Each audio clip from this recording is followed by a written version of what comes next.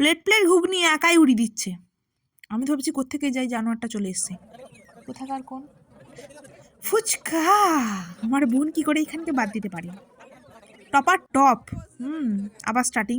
ওকে, তো আমাদের মেলা ঘোরা অ্যান্ড ব্লগিং করা কমপ্লিট। এরপর আমরা খেতে ঢুকেছি।